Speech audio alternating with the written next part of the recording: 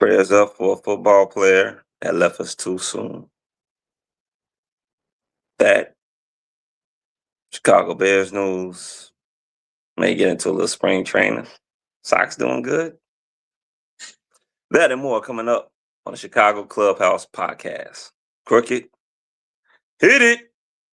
You are now rocking with the Chicago Clubhouse Podcast, where they think they know everything, but honestly, they don't know shit.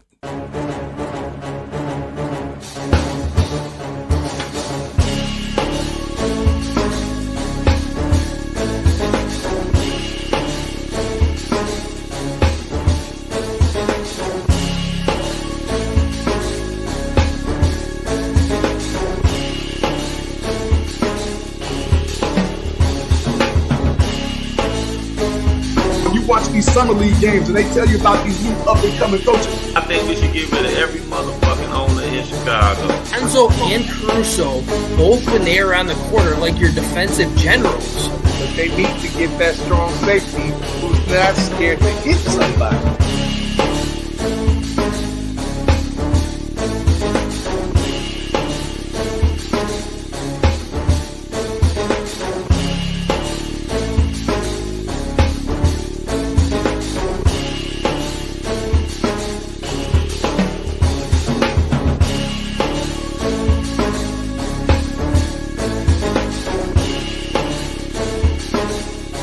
They really don't know shit.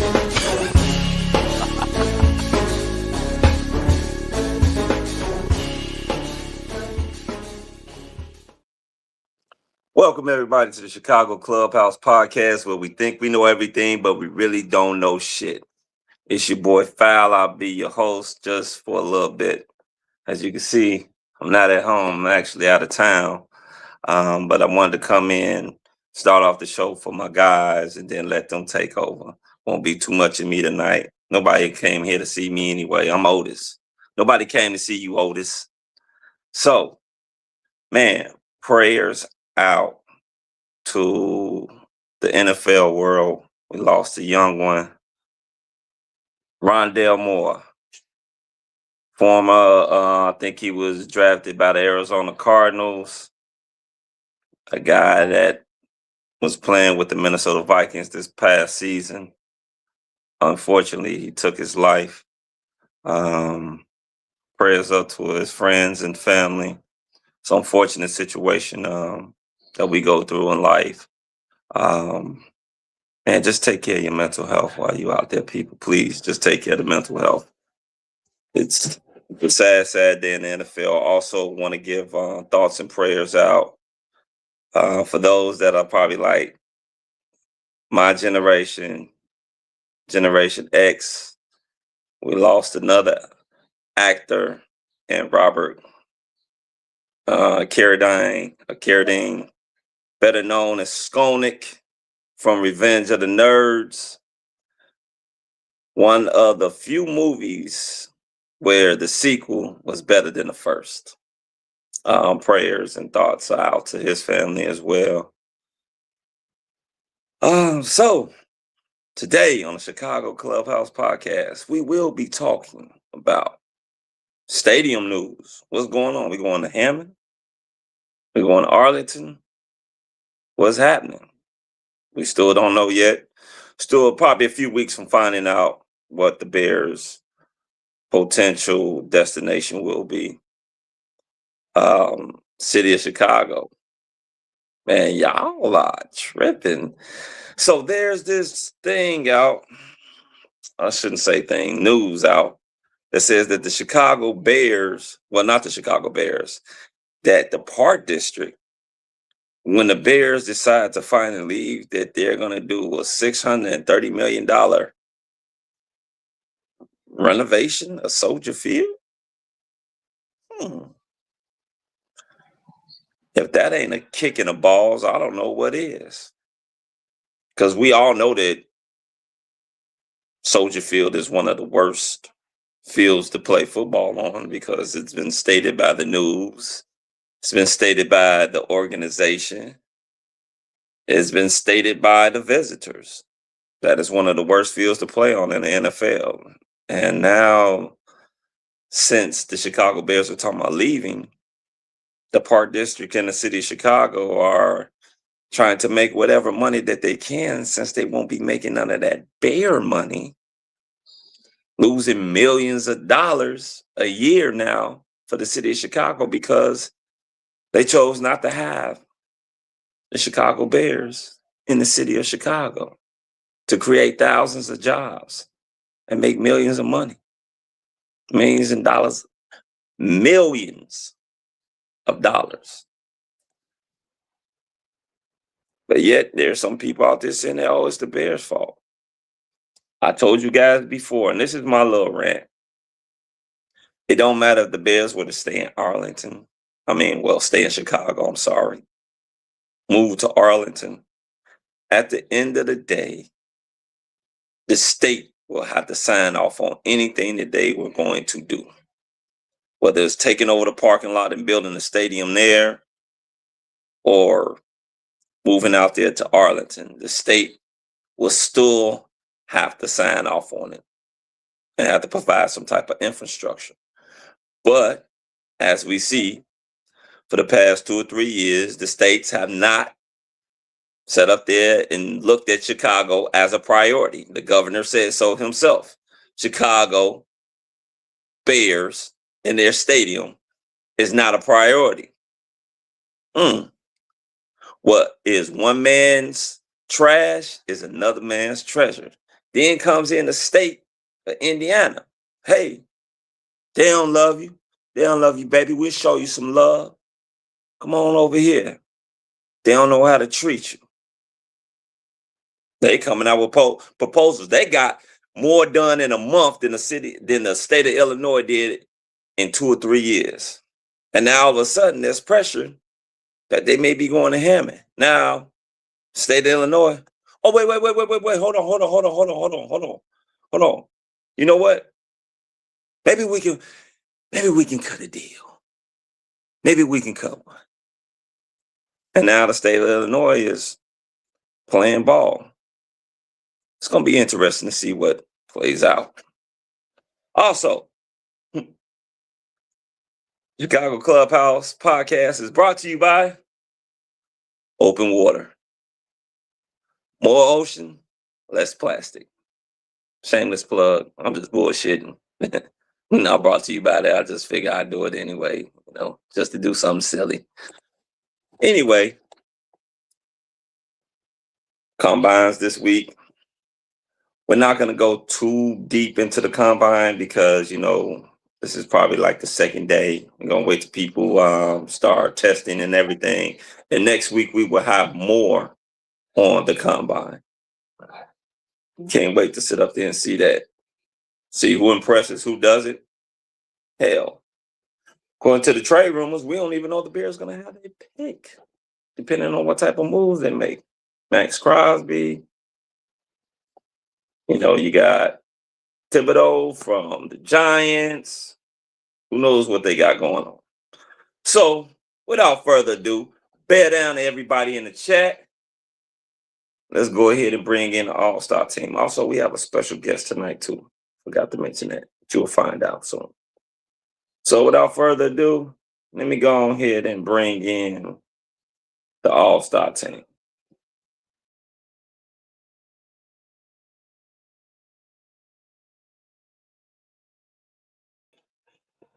I think Foulmouth accidentally may have hit the wrong button on that one. So let me pick up where he left off and bring in the All-Star team by bringing in, first off, the guy who's supposed to bring in the All-Star team, our boy, Foulmouth C. Welcome back to the program. Yeah, man. That was my bad, man. We having technical difficulties. Once again, I told you I'm not at home.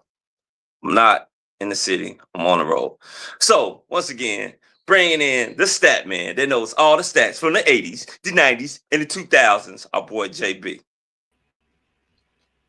What's going on, Foul? Hey, man, you see that? Now you see me, now you don't. Oh, man, maybe you wasn't paying attention. Shit, I don't know.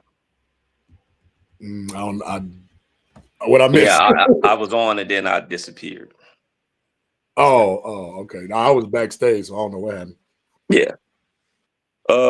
What's going on, brother? Nothing much, man. Just looking at this so-called Bears news and everything from the perils of players to the perils of stadium to hell, we can't even get compensation that we're supposed to get this in the damn bylaws. Mm-hmm. It's supposed to be a great offseason, but I keep seeing hurdles right now. Hey, hurdles are meant to be clear, so we're gonna see how that goes. That's why I said hurdles instead of obstacles. Yeah, tell me about it. Well, we're also gonna bring in the next member of the All-Star team, Respect. the man, the myth, the legend, the Tank, better known as Frank. Pretty sure he has something to say. Frank, the Tank. Why do I gotta have something to say? Yeah, well, wasn't there? Gotta get a shout out to my Team USA hockey team. I'm finna say, I know you had something to say. Didn't somebody win gold? Men and women. We'll break that down later in the show, that gold medal game. Men and women both coming up clutch with gold. And just to rub it in, both coming up clutch with gold against Canada. I always say on this show, I love to finish my segments with F Canada. Now I feel so much better to say it. So Oh, Canada ain't that bad. I hate Canada. I'm a hockey guy. Screw Canada. Screw everything about Canada. What do they got? Maple syrup and hockey. That's what they got. They do got some good beer too. They got some good beer. I'll give them that too. Got some fine women too, but we gonna leave that for a later segment too. We got some fine women. We do. Oh, Canada. Oh, Canada. First of all, once again, like to send prayers out to the friends and family of Rondell Moore. Absolutely. Who played at mess around with, man. Purdue. Yeah. Yeah, please, people, if you have an opportunity, if you feel like you want to do something as far as taking your life or harming someone, please talk to a loved one, a friend, anything. Mental health is serious. Like, it truly is very serious. And seek the help that you need, whether it's professional or personal. Just seek it. It could be easy. It could be an old college roommate, old college friend, high school friend, a family member, anybody. Just talk to someone, because remember, at the end of the day, you do have loved ones that do love and will miss you. Okay, so, man, let's start it off. Did you guys hear about what I was talking about earlier about the big FU that the city of Chicago and the Park District are talking about to the Chicago Bears when they leave? I didn't hear what you said, but go ahead and replay that because I did read something that was kind of a slap in the face right there. Yeah, so what they're basically saying is that when the Chicago Bears leave, they plan on doing a $630 million renovation of Soldier Field. $630 million. But yet, they didn't want to do anything as far as trying to keep the Chicago Bears here in the city. So once the Bears leave, because it's either Arlington or Hammond, there's going to be millions of dollars that are going to be lost because in businesses losing money because the Chicago Bears will not be here. And you want to, and let me guess, I guess that $630 million is going to be coming from us taxpayers? It would have to be. Yeah. They sure the fuck ain't going to spend it. Man. But break that down, though, because here's the question. I'm this old where I remember they told us they can't do any more renovations. I remember them saying that, too. That there's nothing else they can do. They can't restructure it. They can't reconfigure it. They can't go higher. So that now, just over the years, has new technology made it possible? Or did somebody finally say, I don't really give a damn about the columns. Let's just move the columns, recreate the columns or whatever. It's a slap in the face, but also it shows the business ineptitude that the Bears have been dealing with the city for decades. That's what it says to me. Yeah, I mean, it is a slap in the face, a big slap in the face. But before we bring in our guest, I wanted to mention to everybody that the super chat is on and popping. So, hey, there's any type of questions that you would like for us to ask, please donate to the super chat. We're going to get that question in immediately. And all that goes, everything goes back to the Clubhouse Podcast. Yeah. Everything. All that goes to revamping our show too, guys. Yes, it does. Yes, it does. Gets it out to more people. That's all we're doing with it. So let me, if we can we address this last comment that came up? Is kind of telling me, I think there's more politics in it than anything, or we got. Yeah, go ahead, because I can't really see the comments because I'm on my phone, so it's difficult for me to go back and forth. But you can go ahead and address it, JB. So basically, it was a jab at JB Pritzker, who, as we know, has political aspirations to run for president in the next upcoming election. And for me, I think he's taking that political pivot. Like, I want to make sure I win Illinois. So why would I cost Illinois taxpayers billions and billions of dollars for a stadium when I need you all to vote for me in the next 2 years to make sure that I can run for president? I think it's selfish. But then at the same time, it's like, where's the loyalty to something that has That's brought, where I'm going, like you said, commerce, reputation, and stability? Because you think about it, we are one of the few teams where all of our charter franchises are still here. Bears, Blackhawks, Cubs, they're still in the city. You look at other franchises and a lot of them are gone. Like, I don't know. Do you remember when the Giants ever played in New York? I don't. Honestly, I don't think way back in the day. But, you know, losing the Bears to me is like like the Yankees leaving Brooklyn. Like, what are we doing? Yeah. Yeah. I mean, and I appreciate that, JB, because that throws the perfect alley-oop to me for us to bring in our special guest. He is a man that has done security and knows the Chicago Bears very well. He's also a guy that I like because he got on the right colors. Yeah. Go blue all day, every day. JB's going to have something to say about that. Look at it. There it is. That's right. There it is. Go blue all day, every day. So without further ado, ladies and gentlemen, let's give it up for our boy, Big Dave Robinson. Thank you for that intro. Oh, yes, sir, brother. You already know. You represent. Hey, JB, how's little brother doing? Yeah, you don't like that. I kind of have that with a response, but I don't know you yet, so I'm lightly because JB, it's all love, brother. We'll see you in a couple weeks. It's all love, brother. We'll see you in a couple weeks. Yeah. Just don't tell Fears not to trip elbow or kick anybody in the groin or something like that. Tell them don't do nothing like that. Hey, JB, just to throw this out there, I just want you to know this. Michigan State is the #1 ranked hockey team in the country right now. I'm here to tell you right now, we don't care. Let me tell you, we don't care. Oh, we care. I care. So, hey, Dave. Hey, welcome to the show. Hey, tell us what is your honest opinion about this $630 million renovation at the Chicago Park District? I was about to say Chicago Bears because it's not them, but the Chicago Park District is talking about doing a Soldier Field. Is that like to you a kick in the face to the Chicago Bears and also to the fans and the people of the city of Chicago? I have one word to characterize this whole situation, and it's called posturing. The Bears have to have other eggs in their basket to have leverage against the city of Chicago and the state of Illinois.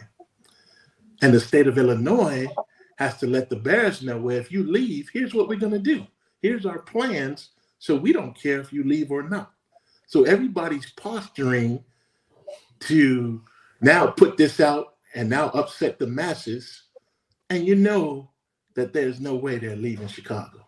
It's not happening. They got to come to a happy medium at some point to make things work. And so right now it's just all trying to leverage and who can do what, and got the fans over in Northwest Indiana thinking they're going to get a professional team over there. And I'm sorry, it's not happening. It's not happening. Yeah. But Dave, then if that's the case, and I like the word posturing, right? We mentioned political aspirations from the governor and whatnot, but even still, what is the point of all of a sudden? Remember, this isn't the state saying they have $600 million. This is the city who right now, according to Mayor Brandon Johnson, is broke, which is why he wants to raise the property taxes. So at some point, Chicagoans, true Chicagoans, are either going to pay for it or Illinoisans as a whole is going to pay for it. Either way, what's with the posturing? What is the ultimate game plan? Because there's still going to be somebody upset. The whole state's going to be upset if they move to Gary or Hammond or Miller Beach, wherever. But the city itself is still going to be upset if they move to Arlington. Right. No, you're absolutely right. And again, they're playing Arlington and Hammond versus Chicago. Mm-hmm. And they're going back and forth. I think with the statement that came out the other day as far as Hammond, I'm not sure the Bears brass was real happy with how that came out, because it made it look like we're closing the door on Arlington, and that's not necessarily the case. And I think they kind of walked that back a little bit to let, hey, everything's still on the table right now. You know, we're looking at all the best options for us, and we're gonna make the best decision for us. And like I said, they ain't leaving Chicago. Yeah, it's funny that you said that, Dave, because I was just thinking about it. I'm like, man, it's really a slap in the face to Chicagoans. You know, I mean, like let's look at the things that the state of Illinois has really declined. Like, I don't know if you guys remember, probably a few years back, George Lucas was trying to bring in his Star Wars museum. Yes. And they poo-pooed on that. That was a lot of money that they lost for that too. Yeah, a lot of money that they lost on that. Then you had you sit up there and you see that the Bears are been trying to get a stadium deal done here in the city of Chicago, and it was crazy because I was listening to, I want to say, one of the radio stations where they had their podcast with David Hall was on there, and first of all, that dude is sometimes he's just a clown. And he's on there talking about all the Bears wasted time. Kevin Warren wasted time on trying to get the Chicago Bears to stay in the city of Chicago. Like, dude, pardon my French, where the fuck you from? Get your suburban ass out of here. I can tell you was probably a little privileged ass suburban little pussy. I'm a suburban. And I hate to say it like that because I'm a suburban here. Yeah, well, not you, Frank. But I'm talking about him because for the simple fact, I don't like what it. do you mean? The city of Chicago, the Chicago Bears is called the Chicago Bears. What guy coming in wouldn't do his due diligence to try to get the Chicago Bears to stay in the city of Chicago? Like, I don't get that. No, I agree. I agree with that. So he's supposed to do his due diligence. Oh, he wasted time trying to get this done. No, the state of Illinois has wasted our time. They are the people that's supposed to make this move. If they're talking about putting the money up for the stadium and all they need for you is the damn infrastructure, we'll give them the goddamn infrastructure. Yeah, they already said they're paying for everything else. They just need the infrastructure. Yeah, and then I think his name is Benjamin Williams. He's in there. The Chicago Fire won't be playing there too much longer either because their billionaire owner is about to their own stadium. He's about to build their own stadium, like a $700 million plus stadium for them to play in. They don't make any money. I don't know how he's doing that. I don't know the hell about that. But hey man, when you're a billionaire, you can make whatever the hell you want to do. I wish I could make those decisions one day. Yeah. And then I see people in here talking about the Wolf Lake location looks terrible. I I don't even know what that looks like. It looks disgusting. They're 100% right on that one. But obviously, if they're going to be going there, it's going to look awesome. Obviously, it's not going to be a beautiful stadium inside of an absolute shithole. Yeah, tell me about it. I mean, they can change the surroundings, but the problem, and I want to get back to Dave. The problem is, even going into your tenure when you were with the Bears, Dave, that late 90s talk about renovation and what they were going to do. Because remember, there was talks about them moving then. And that was under the Wanstead regime where we were really like bad, right? So, like, is this just kind of like what this organization does from an internal perspective, or is it all just smoke and mirrors to be right back in Soldier Field with nothing to show for it? You know, back in the 90s, that place needed a lot. Mm-hmm. Man, I mean, I used to work down in Bears Alley, and obviously, you know, it gets cold in Chicago. But man, when the concrete that you walk on got your feet freezing, it was terrible. I mean, it was absolutely brutal. You know, the facilities were not top notch. It was not something that you could be proud of to be an NFL team for other teams to come in. It was just not in good shape. And certainly they changed things around, and that's when the Bears had to play in Champaign, you know, while they were doing the renovations there in Soldier Field to get it to where it is right now. But I think, you know, I know that they've talked about having a dome, and that would only be to get a Super Bowl in the city of Chicago. Right. Yeah. Because under present conditions, you will never, ever see a Super Bowl in the city of Chicago. In February in Chicago, shit. That Yeah. ain't ever going to happen. And it would be great revenue for the city and the state Yeah.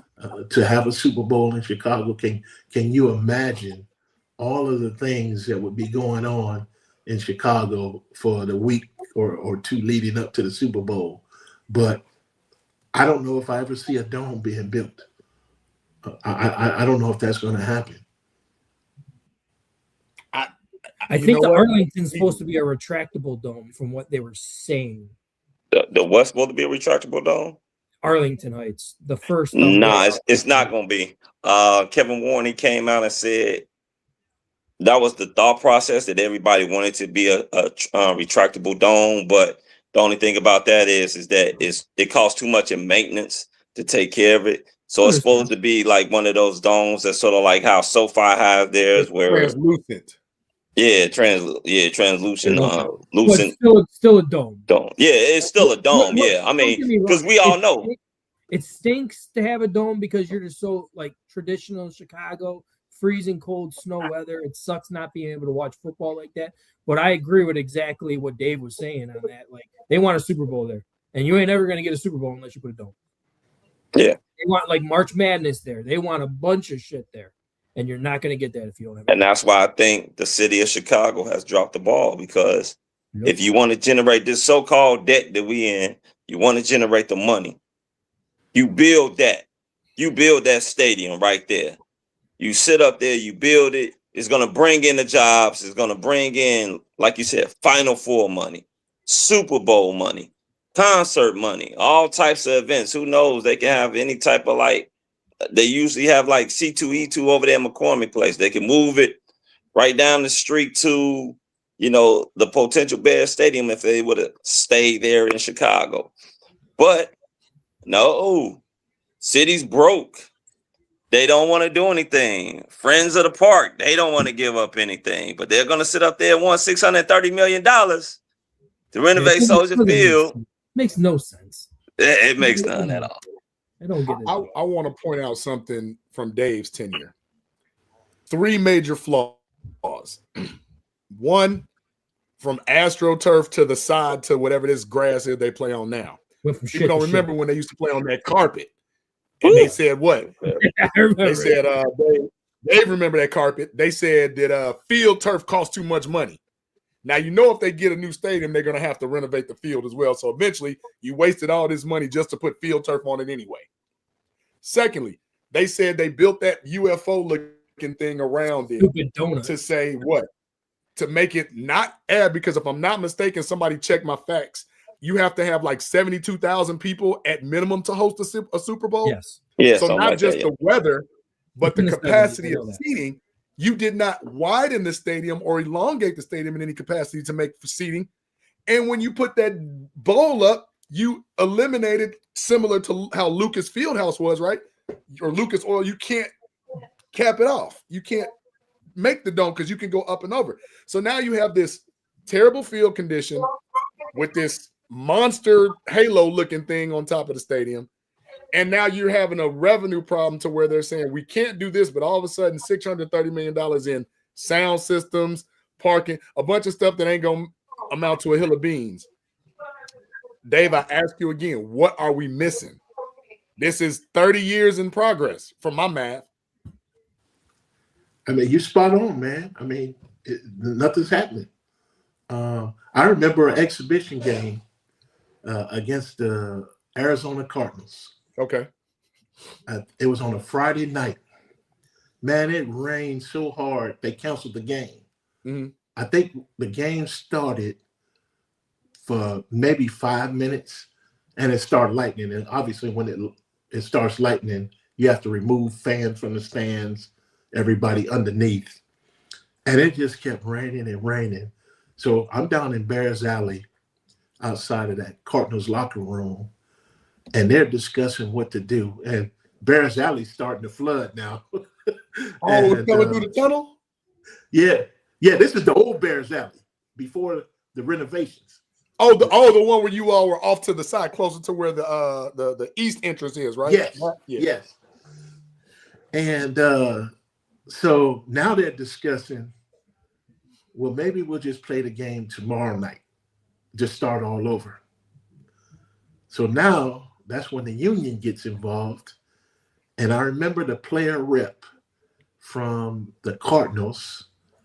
It was Lomas Brown, who used to play for the Detroit Lions. Offensive lineman. He's talking to the team because under the CBA, they're supposed to get 1 day off a week, right? Mm-hmm, right.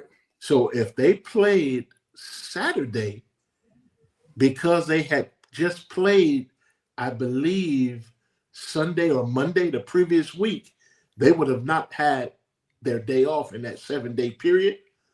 So he had to talk to the team and take a vote to see if they were willing to play that game on Saturday night. And the Bears had to do the same thing with their player rep. He had to talk to the team and get their vote. And it ended up being that they decided to play Saturday night. But what was so funny is the team left Lomas Brown. They got on the bus and went back to the hotel, and he was stuck. So one of our security guys gave him a ride back to the hotel. Yeah, they left him. Wow, that's crazy. That just goes to show you how serious it was back then. Yeah. You know, and I guess, but even with those type of tales, it just lets me know even further that the people making the decisions are not the ones equipped to make these decisions. I'm talking time and time again. We talking about ineptitude from ownership, ineptitude on who to bring in as a coach, ineptitude on who to draft, ineptitude on why would you buy a $240 million acreage and not know that you're going to put something on there right then and there before you hire a president or anything. Just a bunch of Mickey Mouse moves, and pun intended, that a blind Stevie Wonder could see this is a bad idea, you know. And I just don't get it, man. I don't get it. Oh yeah, man, you started off this show depressing. Hey, let me tell you, shit. Yeah, I know. Hey, Dave, do you got any stories or anything? Yeah, give us some stories, man, for sure. Cheer us up. That was one. They left Lomas Brown. That was pretty funny. Yeah. I tell you, I'm about to cut out, fellas. I gotta take care of the wife. I'm about to go ahead and cut out. Go count those beats. I'll be watching though, probably commenting, but I gotta take care of her. You're good. All right, take care. Well, All right, brothers. I'll tell you during my time there, I'll give you maybe my top 3 favorite players from visiting teams. Oh, okay. Number 1, I have to put Chris Carter as my number 1 when he was with the Vikings. I'm talking a super down-to-earth dude. Now, remember, division opponents come in every year. So you see these guys every year. Right. And Chris was just the nicest guy. In fact, one year, they came in off the bus on Sunday morning. And he said, "Hey, guys, good to see you. Hug us, dap us up." He's like, "Look, you know anybody that will want to come to the game today? I got some tickets. I'd love to give them to someone that has kids, Okay. that may not have an opportunity to come to a game." And I'm like, "Funny you say that. I got cousins that live 20 minutes from here, and they don't get a chance to come to the game. So I can call and see if they're interested. I'll let you know, and then we can get the tickets to will call."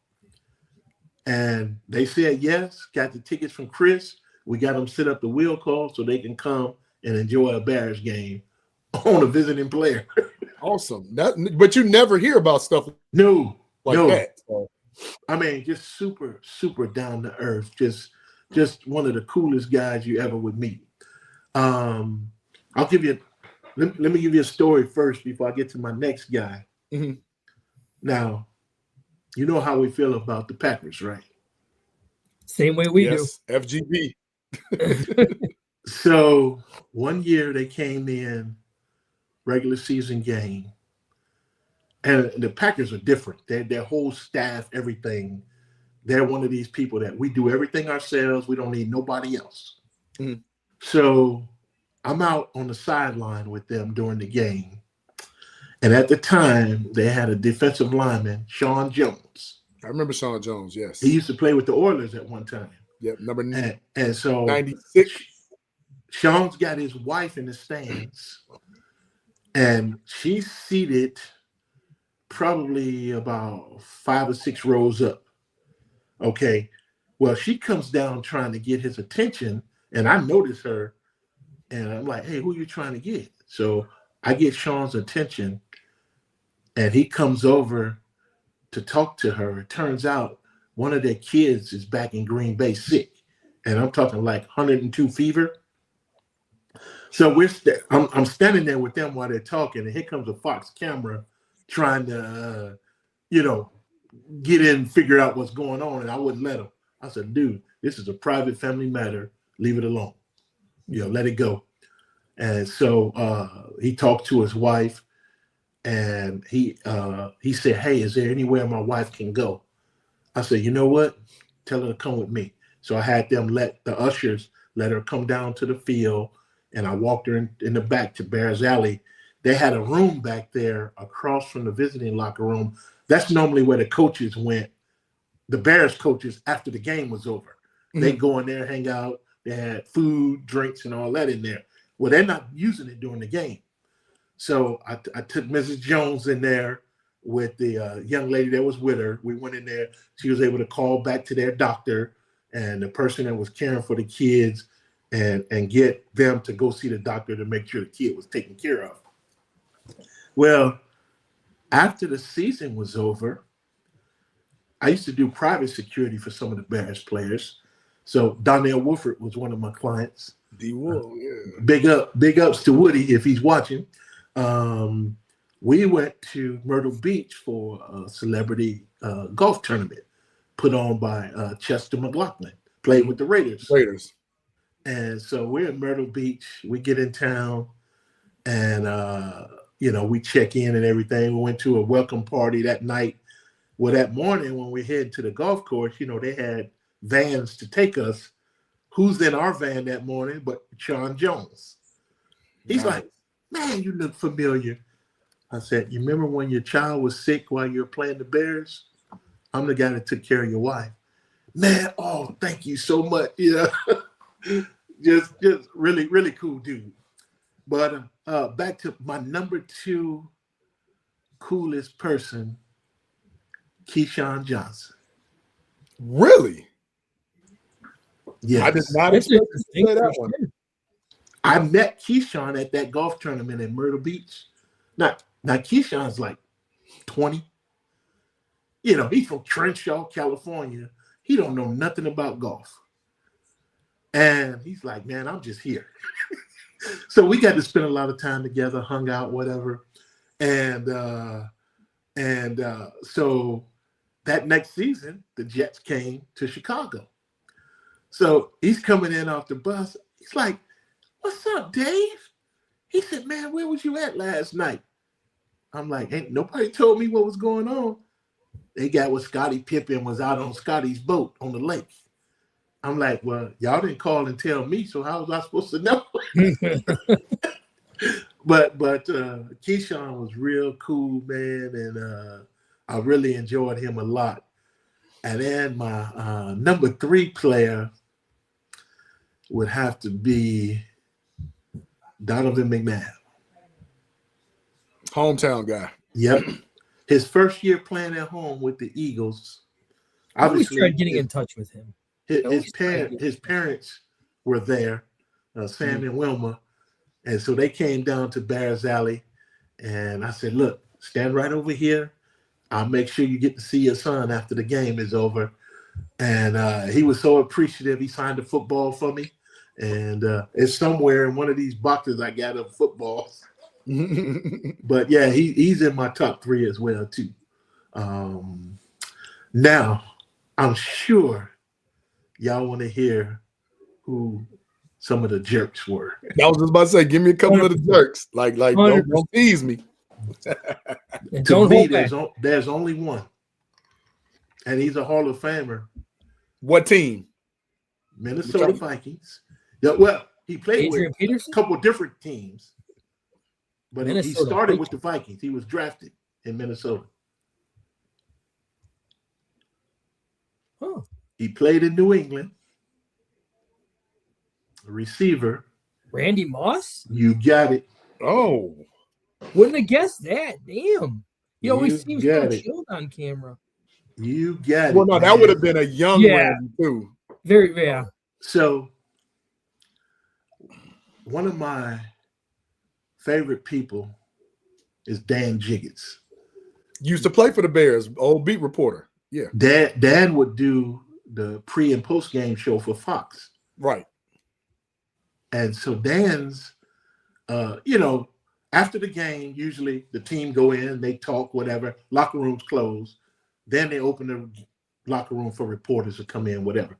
So Dan's getting interviews and whatever. He tried to get Moss, but Moss had a bunch of people around him. So we're literally down to the bare bones of people in the locker room. So Randy Moss is coming out, and Dan wants to interview him. Mm-hmm. And he said, where were you at when all them other people were interviewing me? You get one question and one question only. And I'm like, are you serious?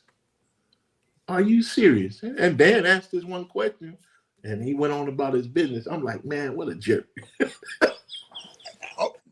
What a jerk, man. All right, I got another one. Oh, go ahead, because I was about to get on Randy, because Dan Jiggins is a pretty big kid, a pretty big fella. So thank you. You know what?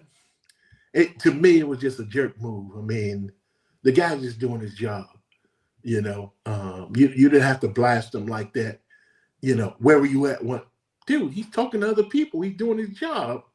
Man, if I was Dan, I'd walk away and say, I ain't got nothing to say to you. Yeah, exactly. You're gonna act like that. Another Hall of Fame receiver from the Dallas Cowboys. Irvin. Yep. I could see that, I unfortunately. could see. I 100% see that. After the game, the guys are going out to the bus. He comes out, and back under the old Soldier Field, there's actually fans that can line up and see the players as they walk by. And they're behind a metal gate. Well, here's a kid in a wheelchair. and he's waiting for Michael Irvin. He comes out the locker room, and they yell out. And I mean, the distance between the people and the players, 3 to 6 feet maybe. Oh, so they right there. Right, they right on top of him. And they yell out that this kid's been waiting to talk to him. You know what his response was? I ain't signing nothing. And he went off to the bus. And I'm like, I don't believe this. See, and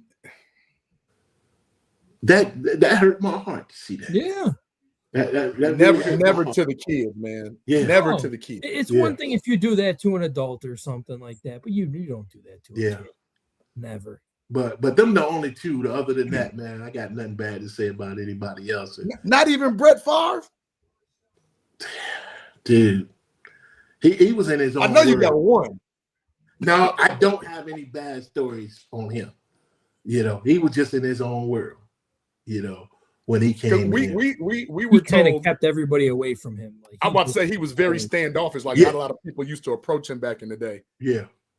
Okay, so that's now I got another story for you. Obviously, you know, I lived in Ann Arbor for 8 years. Mm-hmm. I graduated high school there, and I still have family there.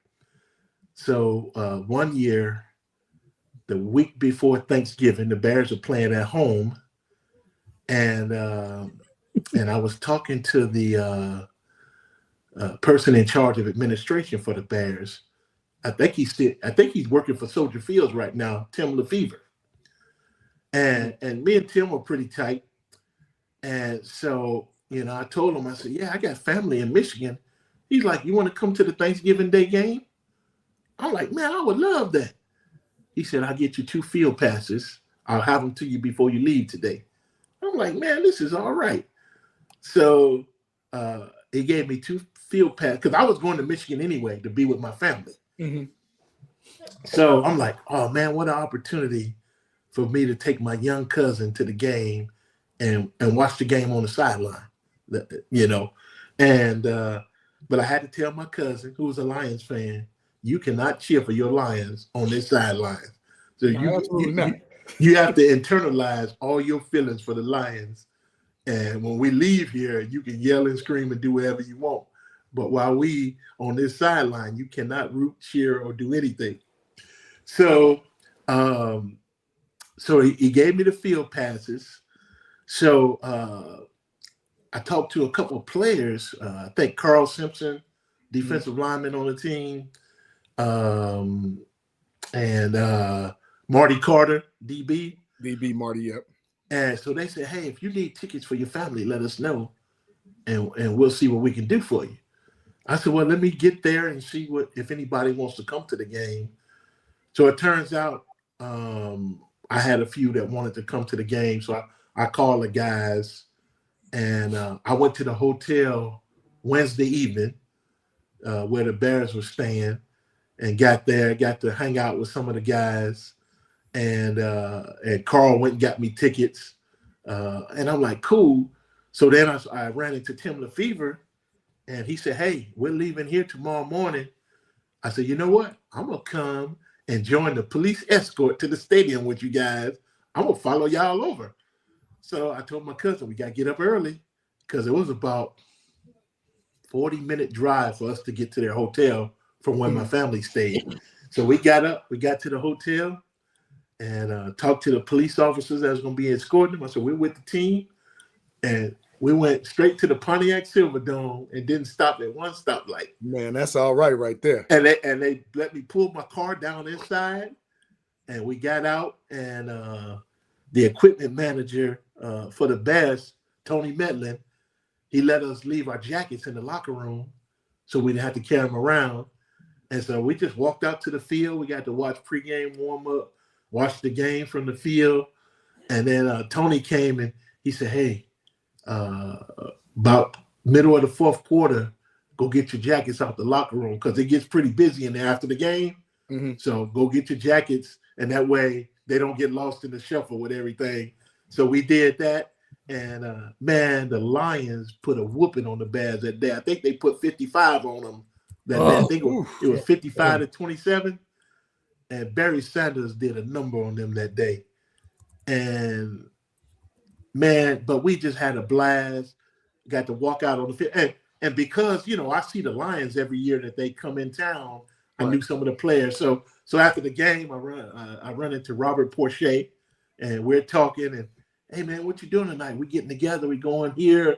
If you want to come join us, let me know. And I'm like, now I'm gonna probably hang with the fam, but I appreciate the invite. Now I'm gonna give you a story about Barry Sanders. That was one of Walter Payton's favorite running backs. Okay, Greatness, that makes sense. greatness, man. When the Lions came to town, he was guaranteed to be at the game, and he would come in the locker room before the game to sit and talk to Barry. And they would just talk. And he loved Barry Sanders. Loved him to death. And they would just sit and talk. And that was one of his favorites. That was definitely one of his favorites. That speaks a little bit to why he didn't want to break the record then. I truly believe that. And I don't think anybody can tell me different. You know, I watched the documentary, but I think that was out of respect for Walter. Well, yeah, and Barry loved Walter. Yeah, Barry was Walter. Barry said Walter was his favorite player. Walter said Barry was his favorite player. I mean, they know greatness knows greatness. That's it. Absolutely. Unfortunately, you know, Barry Sanders had to be on a shit ass organization known as the Detroit Lions. So, what can you do? Man, can you imagine him with the modern day Lions? Oh my God. Dynasty. Yeah.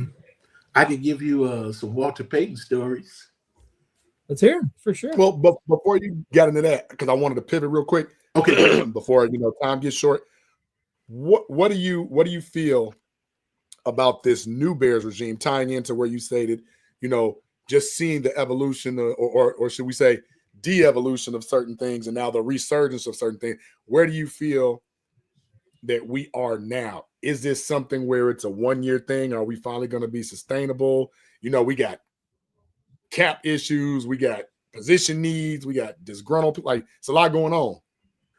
You know what? I think the Bears' trajectory will continue to go up.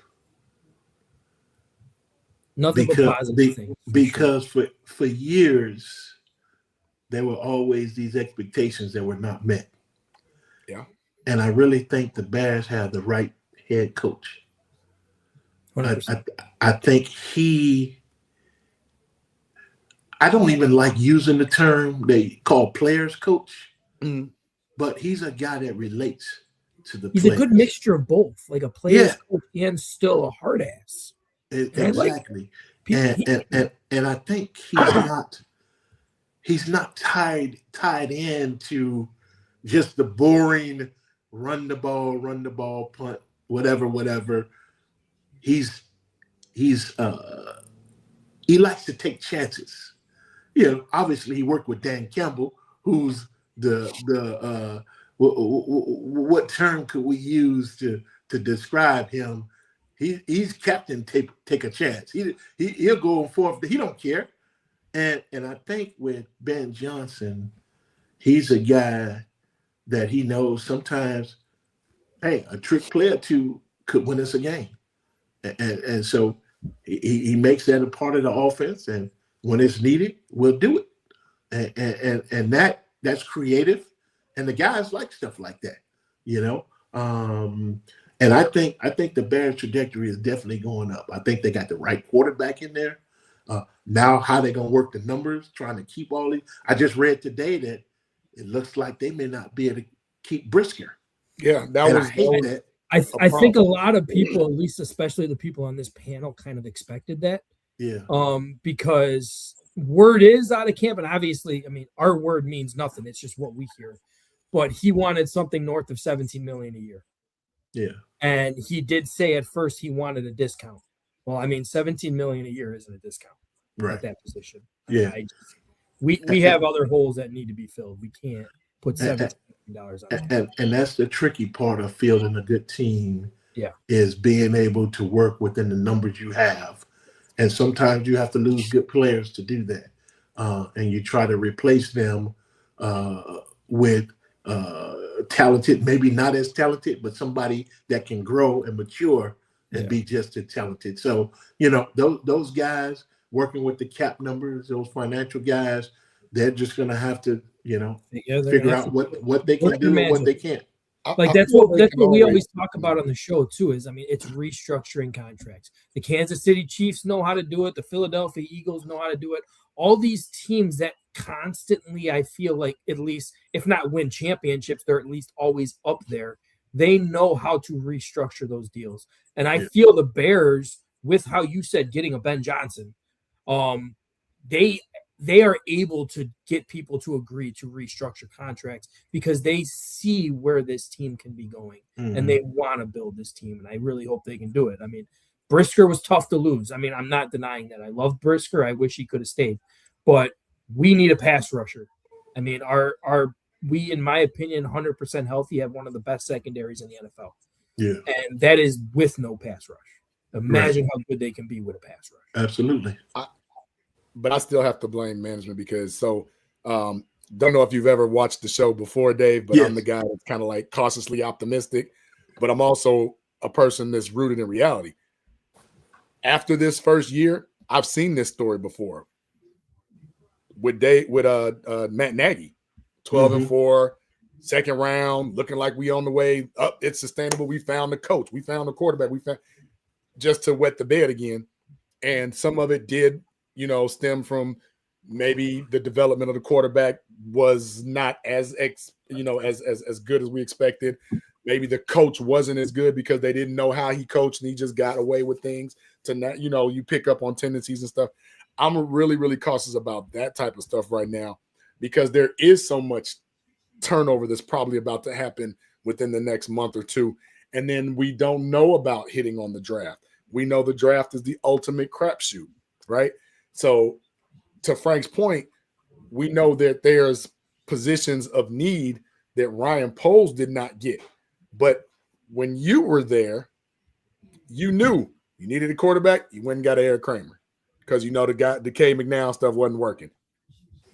Needed a receiver. You got Curtis Conway. You went and got Jeff Graham, and you even got Michael Timpson, a burner. Yeah. You know what I'm saying? Like there were things you needed DN help. You went and got Carl Simpson. You know what I'm saying? You went and got those guys. You didn't get Ayo Badangbo, who he couldn't play on my flag football team for me. You know what I'm saying? So I'm still worried about little things like that.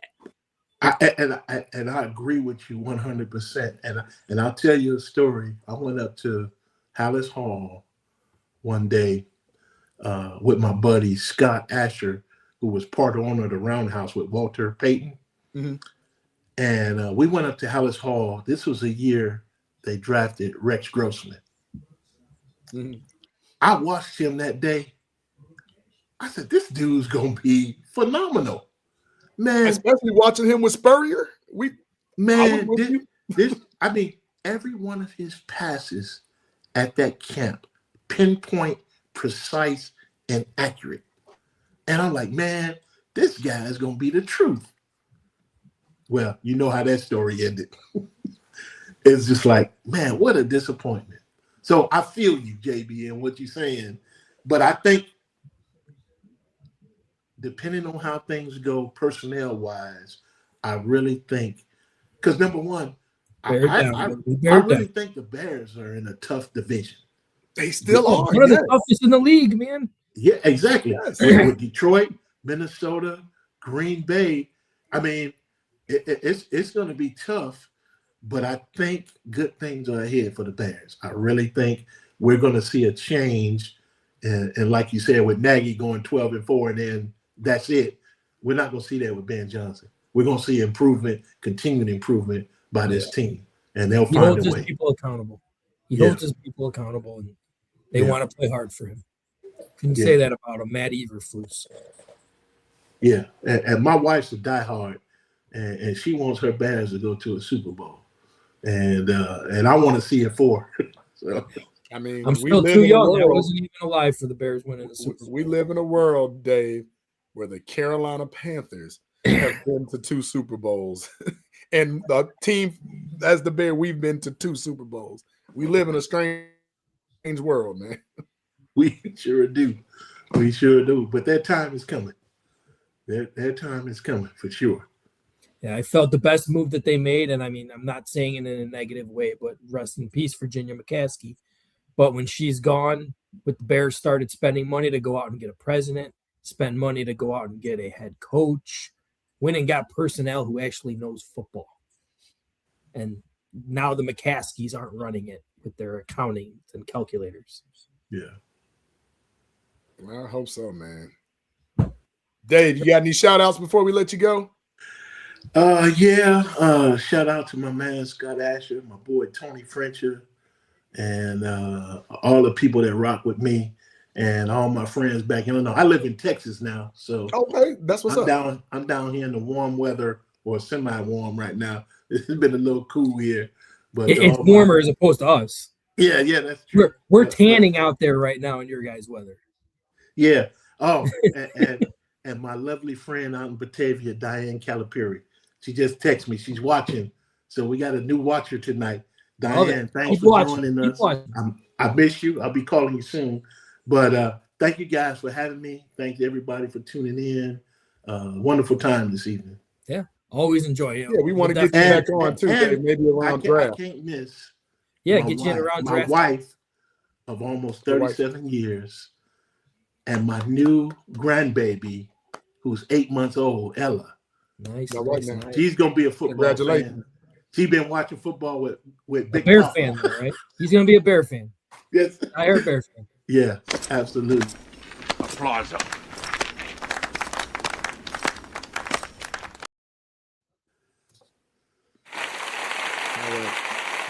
Hey, Dave, again, it was great having you, man. We'll definitely get you back on, man. And I would love to join you guys again. And I think the Bears play out in Seattle this year, and that's somewhere I've always wanted to go. Oh. And so hopefully we get a chance to go out and see that area. I hope we can link up for that. I've never been to Seattle myself. Yeah, that Seattle team's scary as shit, man. I hope we're going to be able to. Well, quiet as it's kept, I'm kind of glad they lost to the Rams because I was scared to play Seattle. Yeah. That defense is nothing to mess around with, man. Yeah, 6-7. 6-7. It was great having you, man. We'll talk to you later. Soon, all right. Take care now. Right. Have a good one. That was good. Always good to talk to somebody that was there. You know what I'm saying? Man, experience, and it's always great to hear their stories. They always got the best stories. Man, Tank, I want to rock the boat a little bit. Rock it. We love our players. We've definitely built relationships with a lot of the players in the families, right? I don't know about that, Ben. Love the confidence, my man, but I don't. That team was scary. Push, Ben. That's a push. But I'm really kind of torn on this Jaquan Brisker thing. Right. So I was gonna wait to just kind of get us on panel. Crook, if I don't know if Crook is gonna join us. But wants to. Yeah, because there he is. Because I feel, because you said something very profound. When healthy, we probably had the number one secondary in the NFL. Yeah. Ironically, the only person that was not hurt besides Kevin Byard this year was Jaquan Brisker. And you're not wrong. And I just, so I had to go on my little rage. Kyler Gordon compared to Jaquan Brisker, of which Kyler Gordon, some say, was prematurely paid, right? Kyler Gordon played 45 games. Jaquan Brisker paid 52. Jaquan Brisker actually averaged 16 games in his tenure here, whereas Kyler's only 13. 4 interceptions for Brisker, 5 for Gordon. 7 sacks for Brisker, 2.5 for Gordon. 214 tackles for Brisker, 152 for Gordon. 4 forced fumbles for Brisker, 2 for Gordon. I'm wondering, I think, did we prematurely sign the right person? See, I understand where you're coming with this. Like, I mean, it does make a lot of sense. But I know the re-signing of Kyler Gordon really had to do with our defensive coordinator coming in as well. That was his number one thing that he wanted done immediately, was to lock up Kyler Gordon long term. And I mean, we look at the 52 games and the 46. I mean, that really only took the huge damp because of this past year. I mean, Kyler Gordon played more games until this past year. But the thing is, you look at the position, you look at what they do in the position.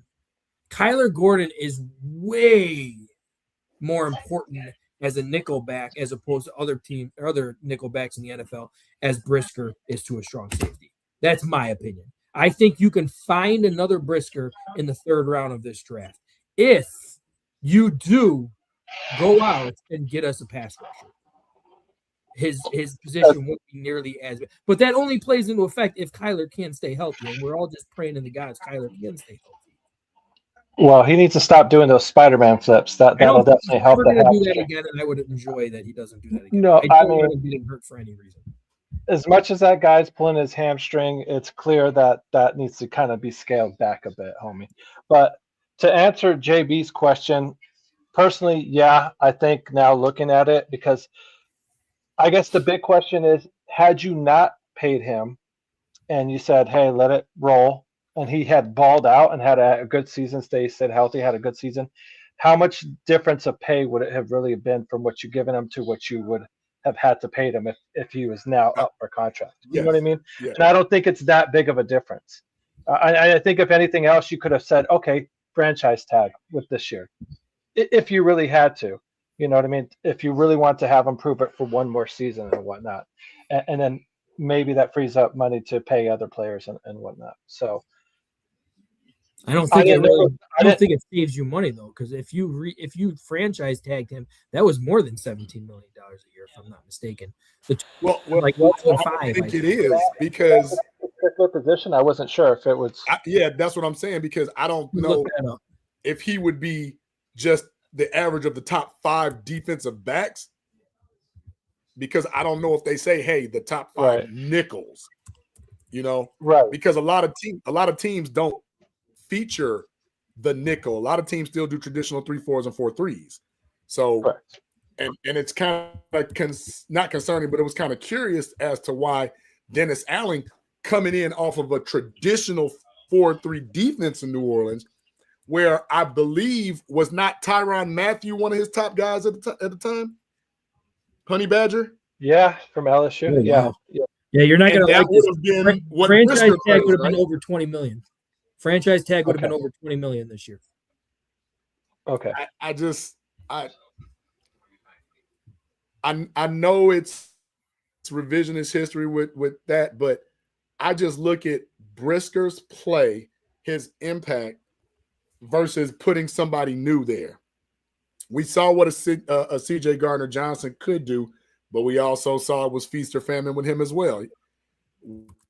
We saw he's an older player.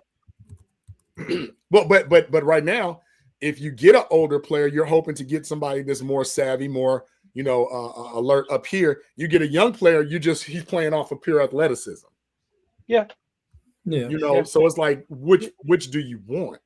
Whereas but at the same time, one got a combination of both. When you're bringing up as far as the amount of games that Brisker has played to Kyler Gordon's, let's not forget Brisker had 3 concussions. But that plays into it for sure. That's a huge thing right there, because one more he can be done, and we're still paying him. I agree with you. However, I just don't see I didn't see the need to just lock him up then, because he's shown over his career. I don't consider you getting concussions injury prone on defense, because 9 times out of 10 you're knocking yourself out. But when you have, to Kirk's point, these nagging soft tissue injuries where you can never get on the field, you can never stay on the field, and then this overcompensates and now this hurts, or then you get it's just weird. And I saw this year, with all the time that Kyler Gordon missed, how unimportant he was to the secondary, but how important those 2 safeties were. So let's think about it this way then. Had they not given him that contract, Frank, are you able to find out how much cap space we would have if we weren't paying Kyler Gordon and say he was a free agent or whatever? Well, I mean, And if then, you're talking about cap space, I mean, he got roughly paid $15 million a year. So, I mean, you'd be So- saving technically average of around $15 million a year. okay, So he's like third or fourth in his position. Yeah, he was third. Third. He was number one when he got signed, but then two other nickels got signed already after him, and they make more than him now. would you feel comfortable? Would you guys want to give him the same contract now after the season he just had from what he paid him at the beginning of the season? You know what I mean? Like he still had this season. He's still going to get. He would be a free agent. I would think he would still have a demand out there. The market would be pretty decent for him at that point. I know he got dinged up, but he still came on at the end of the season. I think maybe showed enough to the other teams where he would have interest. Who are you talking about, Kyler or Brisker? Yeah, Kyler Gordon. Yeah. If we didn't give him that contract, he would be a free agent now, would he not? Yeah. Okay. And I mean, Kyler would still get paid elsewhere. There's no Second round picks. Yeah. But I mean, when he did come back, his first game back, he got beat a few times. It was a little rough. But then his second game, I mean, he did extremely well. But I mean, at the same time, Brisker, I felt had an okay season. But the last 5-6 games, he really turned it on and did phenomenal. And I mean, those were important games. So that I feel like those games are the ones that wanted him to get paid. But to my point again, this is one of those times where stats you kind of get paid off your production in your stats in this situation because you're a young player still. But what what has he done?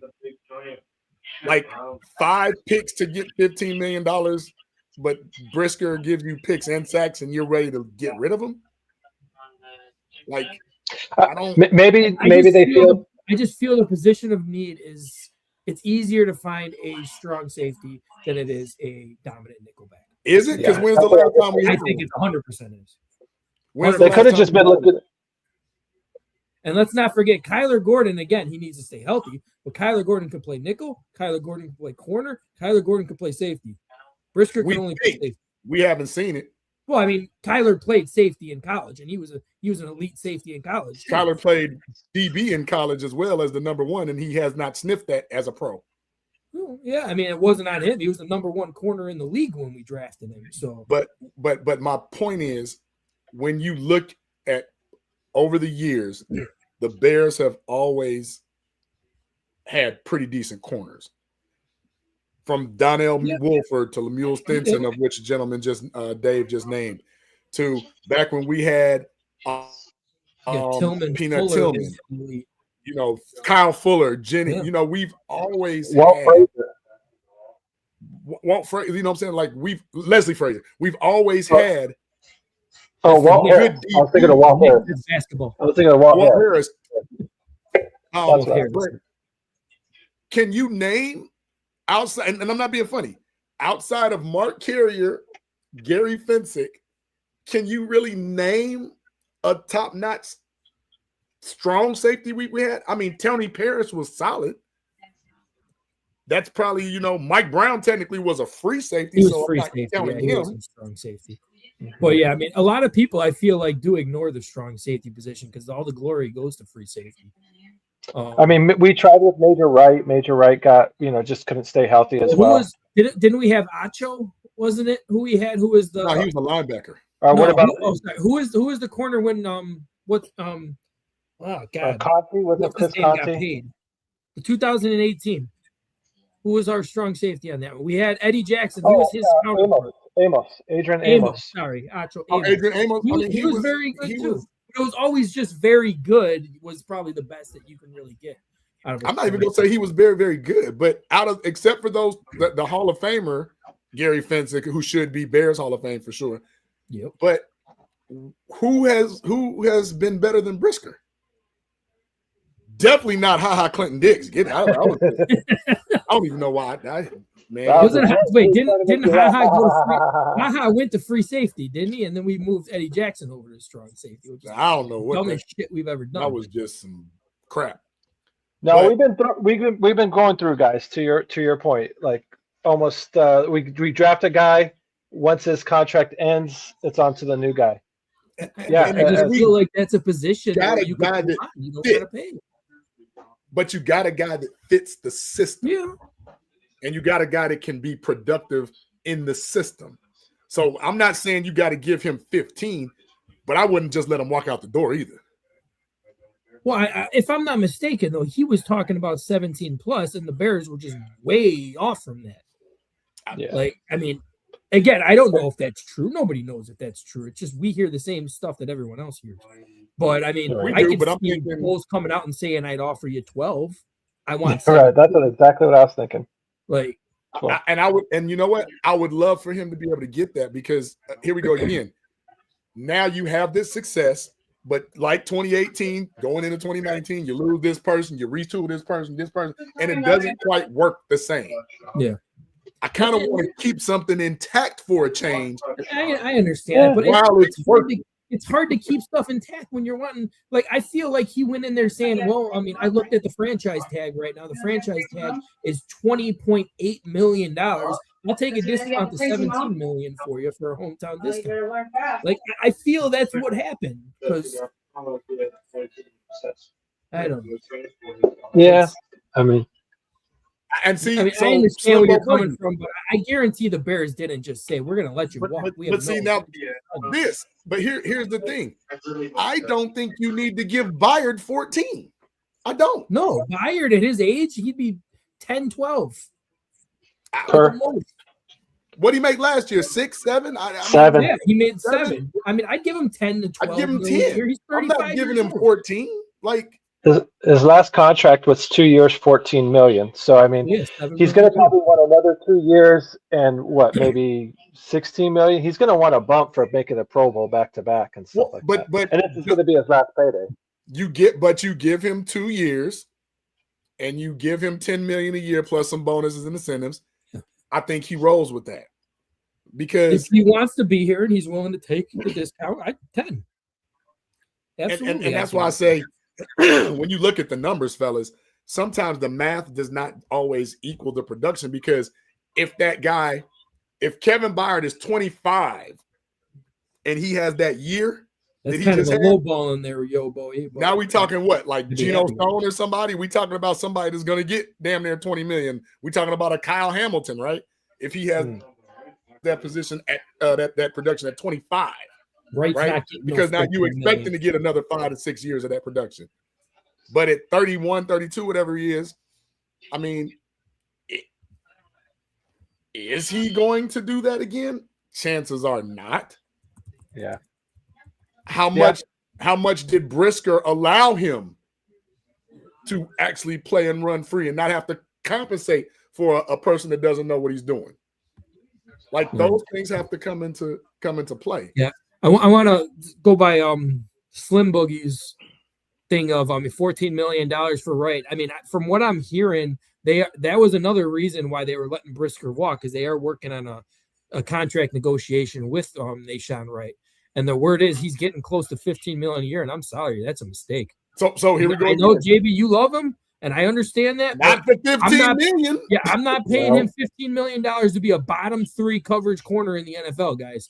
He got you some nice turnovers when it mattered most, and I respect that. I love that. But $15 million to a guy who made $1 million last year, that's fucked up. I wouldn't be giving him anything more than 10, in my opinion. I think 10 is solid. That is absolutely I think 10 is solid. But here we go again. Now you're paying him 15, and you're paying Jalen what 17, 18, whatever you're paying him. Yeah. But we don't want to pay 2 bookends. Exactly. Like make it make sense. I am perfectly, and I'm not. I love what Wright did, and I know he's young too, so he's gonna improve, and I hope his coverage game does improve too. But you're gonna put $15 million on one corner. What's Jalen making? Like $18 million a year? That's what I think, 17 or 18 or something like that. And that's what I'm saying. We'll just say $18 million, $15 million, and then you got Kyler Gordon at $15 million. Like.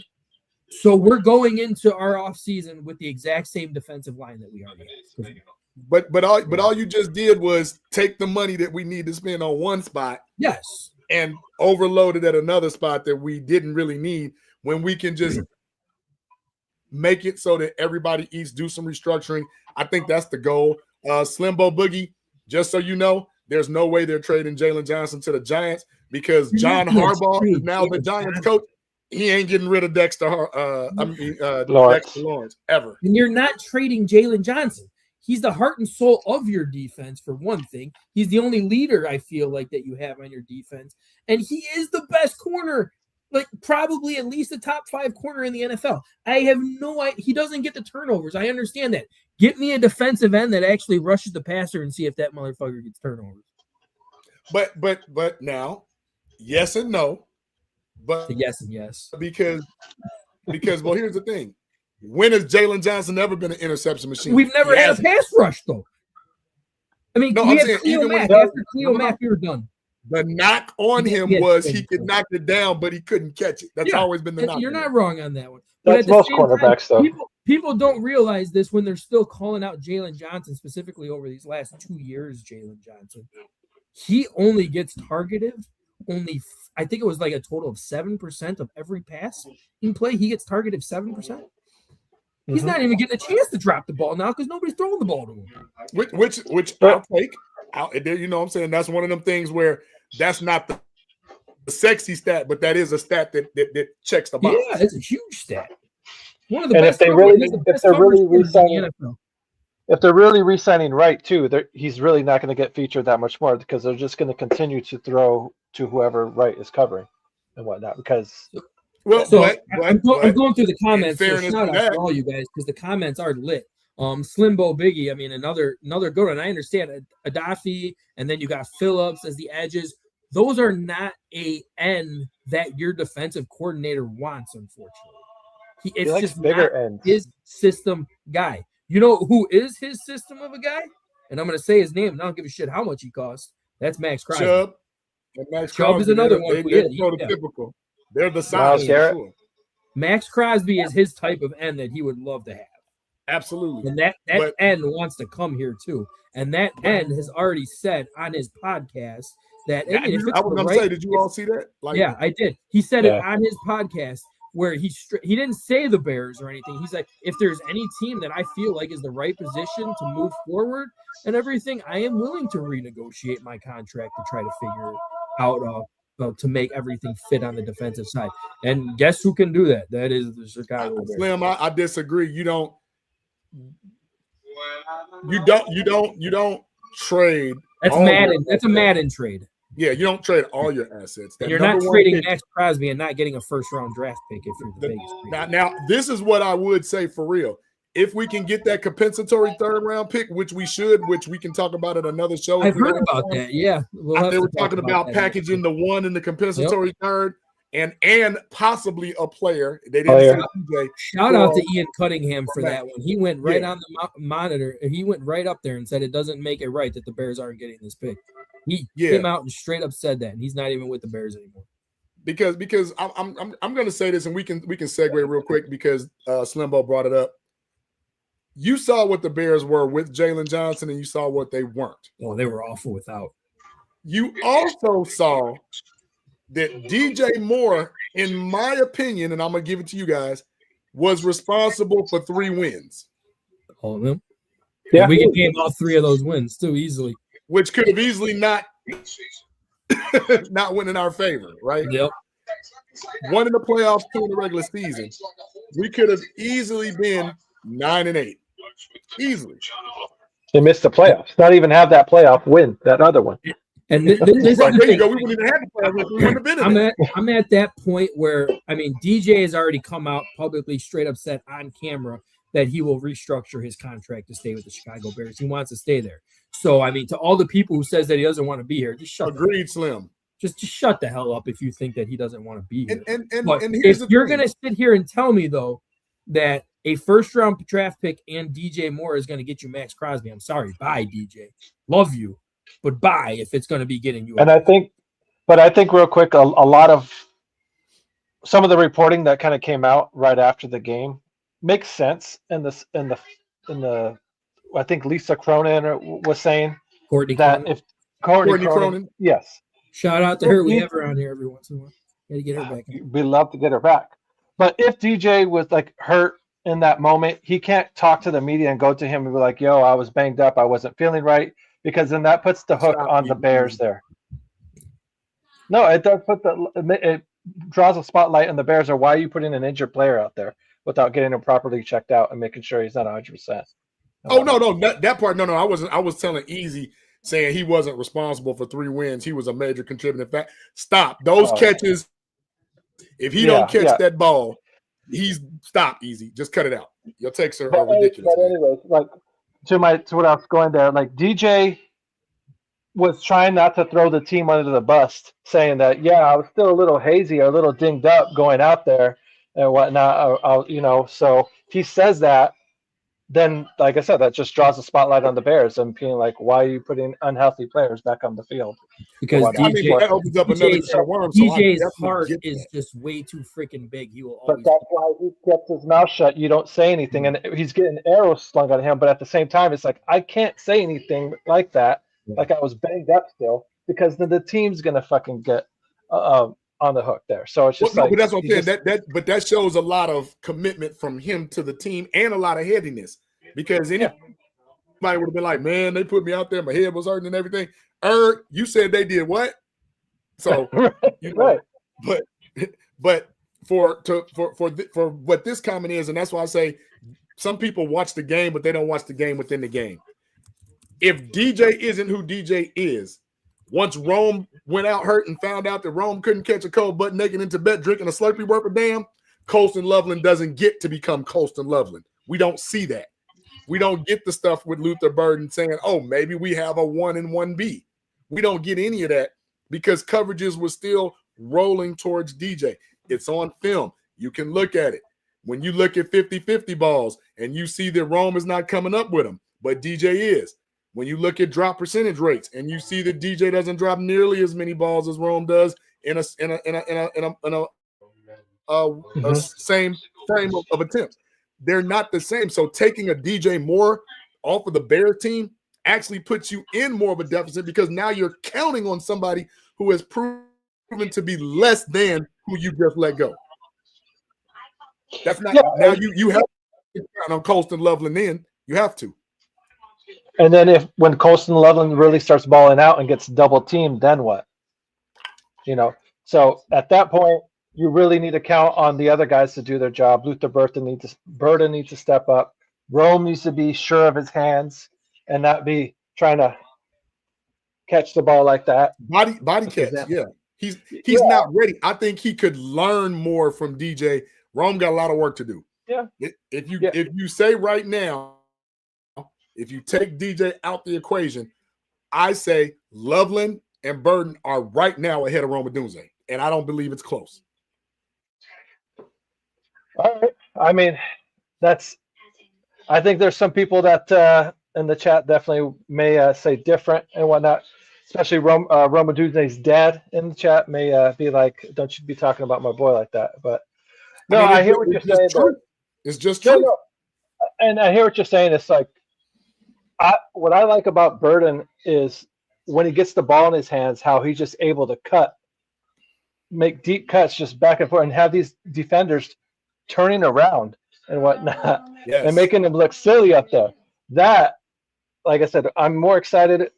Second year coming in, he's going to get more incorporated into this offense, getting the ball maybe just either behind the line of scrimmage, whether it be the screens or the jet sweeps and stuff like that, to kind of keep the defense guessing. And just once he's in the open field, I'm more excited to see how he runs in space than guys like we have like DeAndre Swift and whatnot. Because I really think he can really make some guys look silly. And you know what? Rome can't do what Burden can do. Right. See, and Rome has the body to where he should be like boxing out motherfuckers and catch, and he's just getting pushed around still too much for my liking. You want Rome to be the Bears version of a Calvin Johnson-esque. He's not ready yet. So Caleb, when he throws to DJ, they have a higher success rate. DJ has proven to be able to take that screen, take those hits, get positive yards. He's a tough son of a gun to bring down. Mm-hmm. You cannot just take that dependency away from Caleb, because Caleb is still now many people don't realize this. Year 3 for Caleb, this is a prove-it year for him too.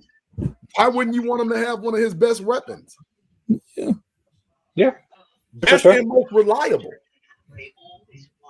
Like I said, the issue with drafting them both there, it is going to be tricky once they both are going to due to get paid at the same time. Now we'll cross that bridge when we get to it. I know Caleb's going to get his contract first, but it's one of those things where it'll be interesting with Rome if they wait and put exercise their 5th-year option on him. Tell him, Slimbo. Tell him. Or if they get him a contract in year 4. Which one? DJ had 21 touchdowns his first 5 seasons. I love DJ. The Bears. I ain't ever dissing DJ. Yeah. Nothing people can diss about DJ. What do you think? He had a question here. Slimbo had another one. The Bears should trade Edmonds, pick 25, pick 57 to the Cowboys for pick 12 draft. Sonny Styles, I like that guy. From Ohio State with pick 12.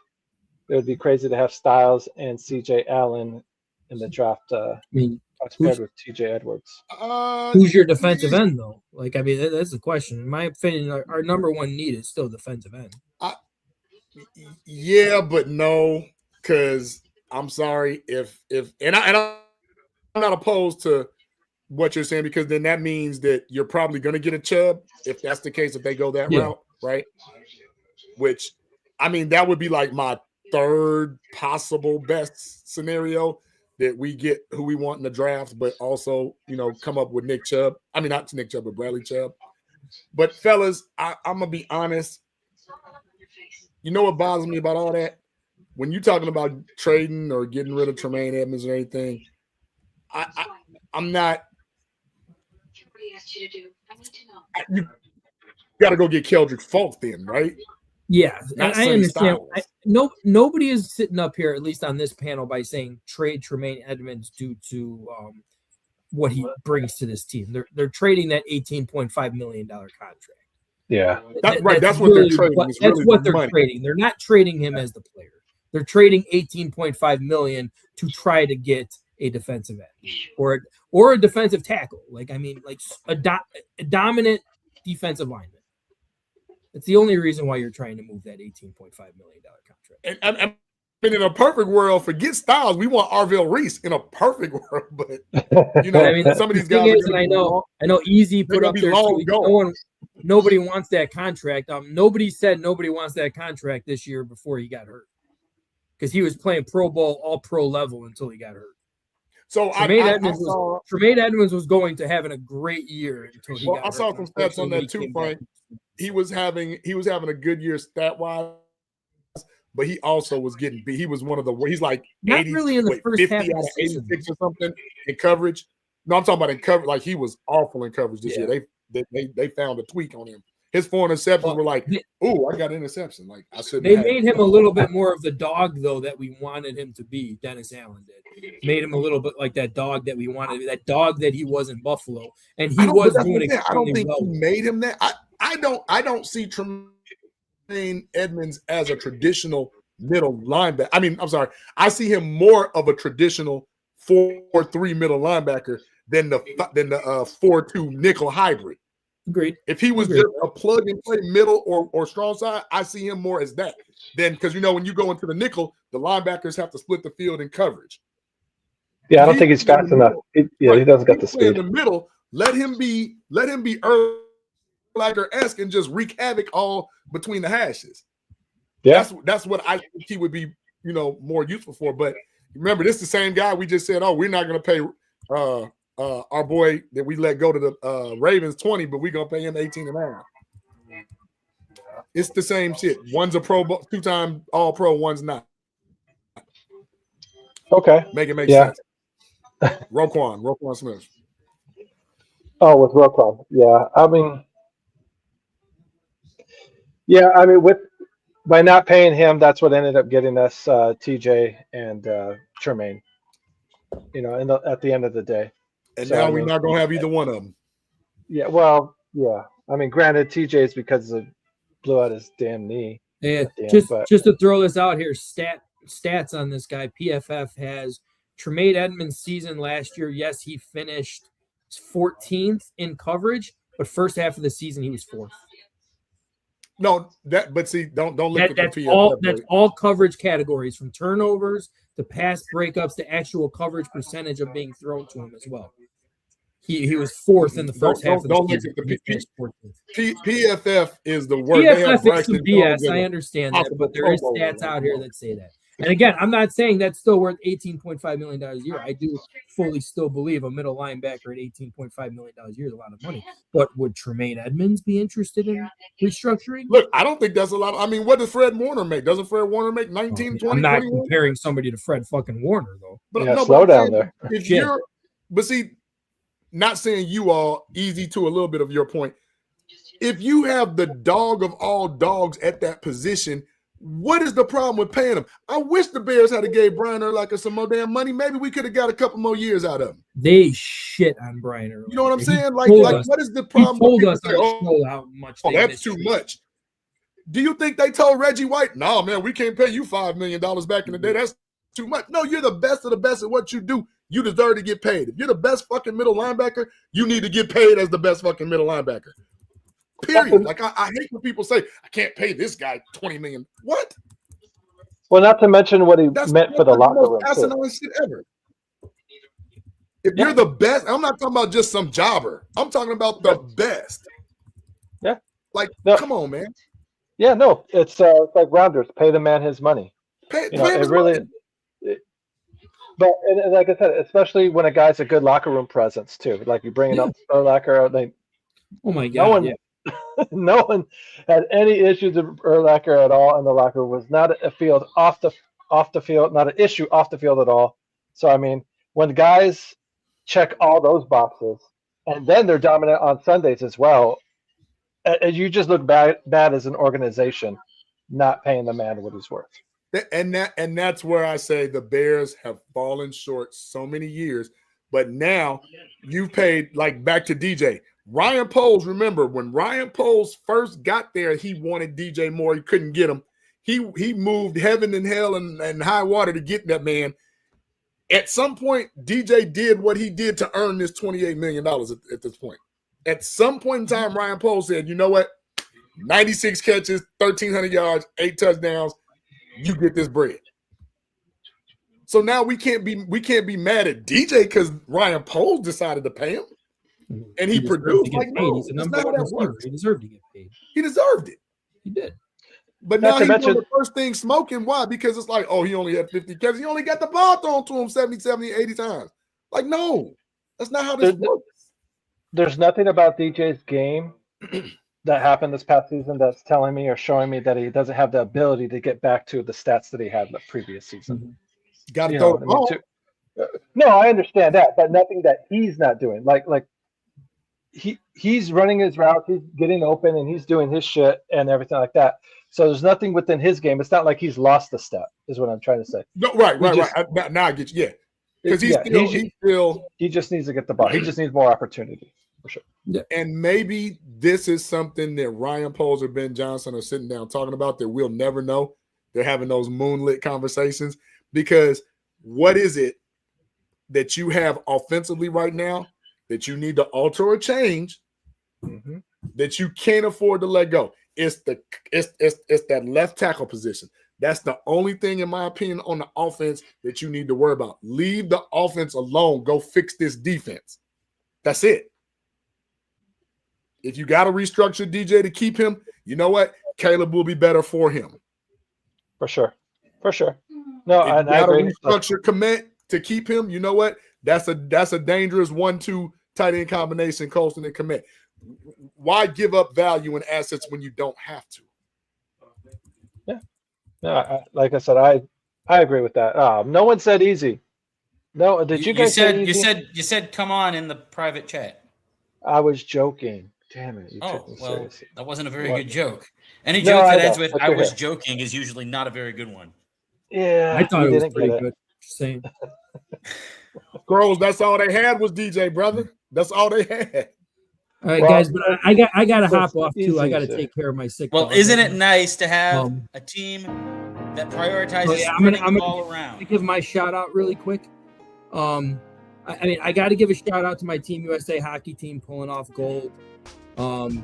Crazy game and everything with great first period on both sides, but unfortunately Canada just pretty much controlled the rest of the game. If it wasn't for our goalie, we wouldn't be getting gold, but I don't care because our goalie stood on his head. That same goalie who the Canadians said is one of the worst clutch goalies in the NHL came off clutch. So shout out to him, shout out to Team USA. And I want to give one more shout out, and I'm going to break down more when all the information starts getting released and come out. Misty McMichael, and I saw the chat was getting lit up with Misty McMichael too. I got to give a shout out to her. All those stupid charges were dropped. Nobody on this panel believed any of that BS. I understand the reason of what happened and everything. And I all I can say right now is be aware within these next few days, more and more is going to get released. And the person who did charge her is going to be in some deep shit too. So shout out to Misty on that one. I know somebody did say, I guarantee you Tank knows a name. I'm not saying anything right now, guys. I was asked not to, but I'm giving her a shout out. I will make a short though when that stuff gets brought out and some information. So, but that's all for my shout out. Shout out to you guys. Shout out to Tuesdays. Love you guys. We'll be talking. All right. All right, Tank. All right, take care. Be safe, Tank. Have a good one. Easy. Go ahead and do your thing.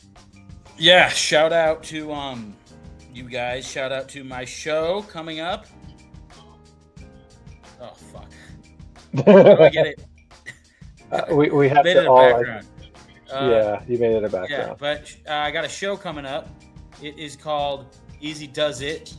I will now upload the file again while I stall so I can show you the thumbnail for this show. But we're doing one on Saturday. It's going to be great. Going to be talking some baseball. Baseball season is right around the corner. We have we in this beautiful city, we got a professional team called the Chicago Cubs and a semi-pro team called the Chicago White Sox. And it's going to be very exciting seeing how these teams do throughout the course of the season. Hopefully the White Sox can be promoted from AAA to Major League Baseball this year. It would be nice to see them play well for a change. But yeah, we're going to talk some football as well. Got a big draft coming up, and we got some off-season moves that I want to make. The more I think about it, the more I'm like, hey, you know what? Let's get Crosby. Why not? Like, that's a great idea. But I don't want to trade DJ Moore to make that happen. Because guess what, guys? I love DJ Moore. DJ Moore is a major player in two of the greatest moments in Chicago Bears history, both of which moments happened this season. Both of them were game-winning touchdowns against Green Bay. All right? That's really cool. I don't want to get rid of a guy like that. Are you kidding me? A guy who had 2 game-winning touchdowns in one season against Green Bay? No, this guy can do whatever he wants. Like, I don't give a shit. Like, this guy, he needs to be a Bear for life. And I don't know where he ranks along the echelon of wide receivers, but I do know that he's a gamer. And I like that he said fuck the Packers always. And I like DJ Moore. However, I still want to see us go after Crosby. So we'll talk on my show about some of the trades we're going to do. It's going to be fun. That's all I Awesome. got. Cool. Go Cubs. Nice. So you said this Saturday you're on? This Saturday, All right. 2 cool. o'clock We'll Central check it out. Time. Any We had a guests great like show that last week. It coming was on? awesome. We had a really fun time. Is Noah coming back or any other guests coming on that you know of? It's a surprise, which means I don't know yet, but we'll see. Winging it. I love it. All right. It's still Tuesday, so. JB, you ready? Go ahead, sir. I'm ready, logged and loaded. Shout out to you guys. Shout out to Big Dave, man. Some of those stories were really, really cool. Just, the one that stood out the most to me was how important his role was in helping Sean Jones and his family. How important that is that sometimes those positions are overlooked, but those are very important positions in that franchise, probably in all franchises. How important that is to not let a crazy person come in and shoot up the stadium, or to lend a helping hand and a lending ear to a family member in need or whatever. So shout out to Big Dave. Would love to hear some more stories and get him back on. When he said Bears Alley, I knew exactly, because I remember that in the paper with it leaking and stuff. So crazy times. Shout out to you guys. Obviously, you know what Tuesdays mean to me. I'm going to get into it. Darius D. Jones, Dark Spectre, and Slimbo Boogie. Spectre and Boogie, man, we need you all to come on. My man Skylark came back. Thank you, Skylark. Ron Winarski came in. Bear down. Frank O'Dowd came in, said that somebody was looking like John Cena. I don't know who that was. No, that's not John Cena. Definitely not that guy. My nephew Logan, thank you for chiming in. We appreciate you. Miss Janet Dominguez, thank you for chiming in. We appreciate it. Mrs. Commish. Leah Niece. Hey, sweetie, how you doing? Thank you for chiming in. FGB Bear Down. Thank you for chiming in. We appreciate it. My man Sivius R. Dixon came in. How you doing, Sivius? Benjamin Williams. Little bit S10. My boy Dave, thank you a little bit for chiming in. Make sure you like and subscribe a little bit. I see you guys chiming in on YouTube. We appreciate it. My man Greg Owens, G-Ball, what's going on? One of Mount Carmel's finest, a top 5 running back in Mount Carmel, Chicago football history, I believe. Thank you for coming in, Greg Owens. Chicago Clubhouse #1 fan, Bear Down. Thank you for chiming in. We appreciate you. Good, better, best, BJ. Thank you for chiming in. What a great name. Bear Down. Something that just promoting another podcast. I don't know who all you, if you wrestling fans or not, are familiar with Seth Rollins. He's on Club Shay Shay. The interview with him and Shannon Sharp. Yeah. Very good. And okay. I tell you, hey, Seth is a diehard Bears fan. Somewhere between Davenport, Iowa, he was raised or something like that. I would love to get Seth Rollins on. I really would. That would be awesome. Yeah, I really rock with dude. Caleb BJ Loveland, thank you. TTNL Runaway. Let me give TTNL Runaway some love. He came in, got on the TTNL crew for how they were bad-mouthing Misty, and he said they finally kicked him out. But thank you, TTNL Runaway. We'd love to get you on, man, even if just for a couple, a spot, 5-10 minutes. Come in, show your face, show us what you're about. Dedrick Boyd. Thank you, Dedrick. Roma Dunze's dad. Bearski Film. Bearski came in.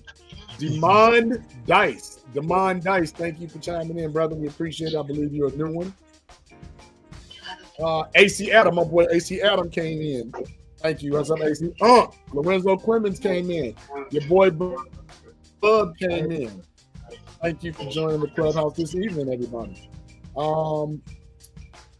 Wow, yeah, Slimbo, we got to get you on, brother. You and Dark was on it today, man. Yeah, they were. They was on it, weren't they? Mm-hmm. They were going back and forth. Thank you, Scrolls, for chiming in. Love when Scrolls comes in. Oh, okay. He said that Seth Rollins is a nice guy. He was able to meet him, Benjamin. That's awesome. Anybody that cool. Is all right with me. We can definitely have a conversation. So I'll take that to heart. Shout out to any family that we all have that may be watching. I know this is kind of like the dog days, but when you really, really are a Bears fan, it's not just about what they do on Sundays during the football season. This is the grind time. This is when you need to find out your sources, get your draft grade reports out, become the nerd, do your analytics, do your math, go and do your eye test. The combine is this week. The Bears are there, and we're going to be there too. Do your prep work. Chime in, got to get our draft report. Can't wait till next week with the combine, the underwear Olympics, as they call it. Yeah, they do call them that. Yeah, it's a bunch of guys running around some Speedos. Hey, you run. What did Warren Sapp say? There's no bench press on the 50-yard line, but hey, it is what it is. But shout out to them coming out. Shout out to any any other people that are in the back watching but are not commenting, we love you, but you are officially known as L for love. Good times. L for love. Look, if you're lurking, just comment. Just say something. Just say something. If you're lurking, just say hey. Say hey. Yeah, and you get a shout out. You get a free shout out. How cool is that? Absolutely. Shout out to SB. Shout out to the other JB who's upstairs. He just finished his homework not too long ago. So everybody that watches and takes the time to put up with our foolishness, we appreciate, love, and respect you all always. And always, if there's only one person, and I do mean one, in that little eyeball watching, it's the podcast mom. She's adopted all of y'all. Miss Sandra Bynum Holmes.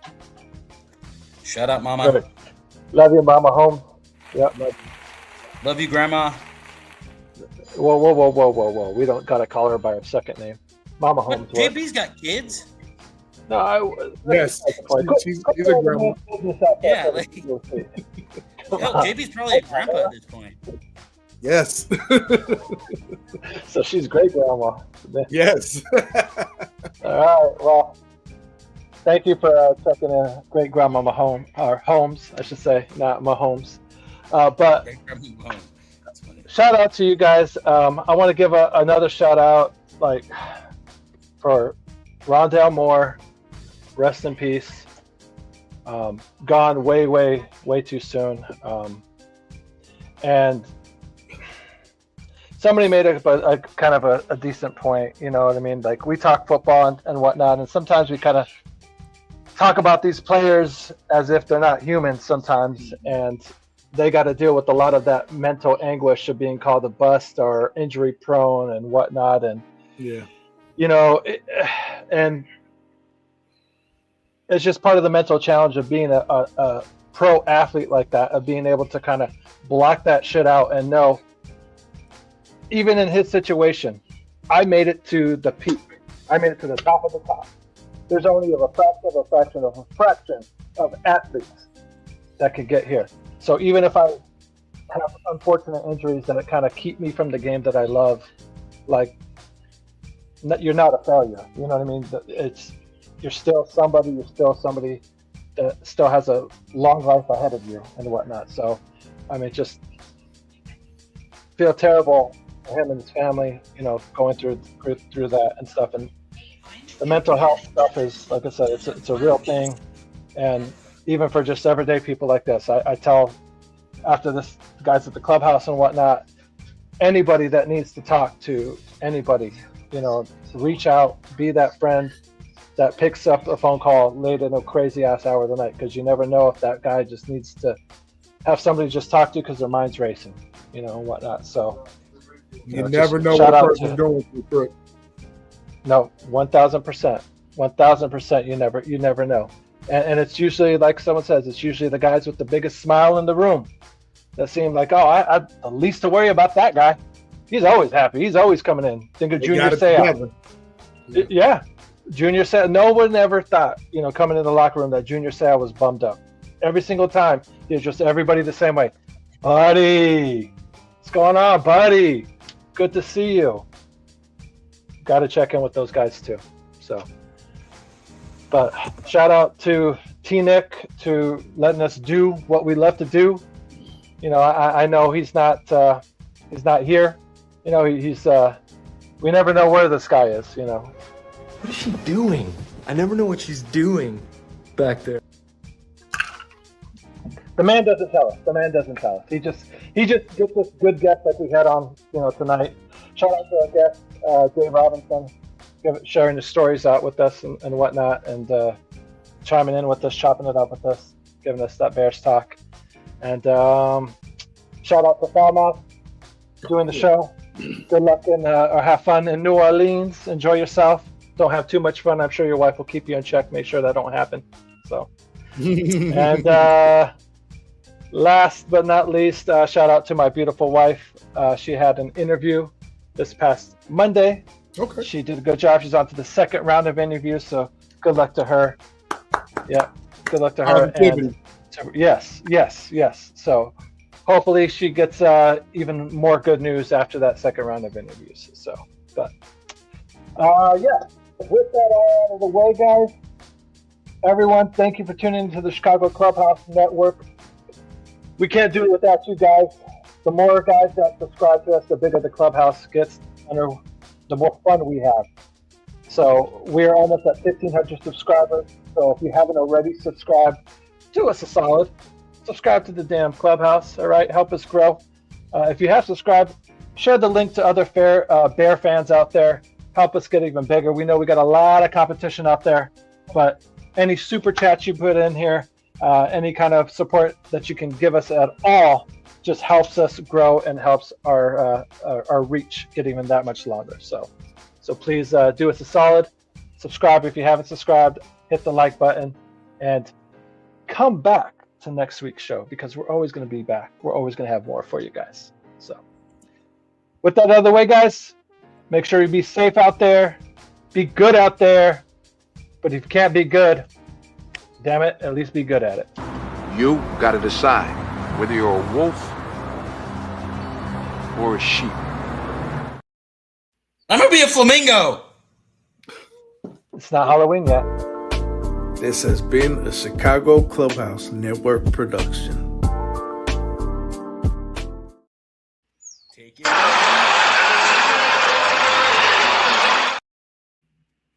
Yo, I'm going to take it any way I can get it.